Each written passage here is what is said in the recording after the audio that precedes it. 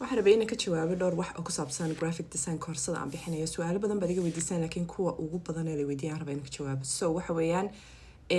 linka ma shaqeynayo linkuu shaqeynayaa waan eegay dhowr jeer iyagoo dhan waan shaqeynayaan laakiin waa kan saad sameynaysid linkayga haddaad tagtid any bio Facebook TikTok Instagram aad taabatid meesha linka quree saaran waxaa ku geenaysaa meesha ku qoran tahay Creative Academy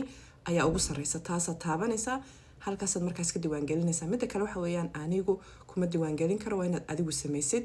berrina waan bilaabaynaa insha allah haddaad awoodid kasoo qaybgal videoyaasha soo koorsada say u samaysanta waxa weeyaan videogu wuu duuban yahay koorsada way duuban tahay laakiin anigu khamiis walba baan soo galaa live sidaan diiradda u saarno one subject aanu soo baranay so wixii la baranayay way duuban yihiin oo timekaagaad ku qaadan kartaa laakiin khamiis walba waxaan soo galaa live sida aanu isla soo dulmarno hal wax aan diiradda saarno oo fahanka maaragtay aan si fiican idin fahansiiyo so ilaa so far hadda si fiican bay noogu shaqaysaa arrinkaas markaa waan sii wadi doonaa berrina waxaan leenahay live classka ugu horeeya midda ugu dambeysa ka jawaabay waxa weeyaan free miyaa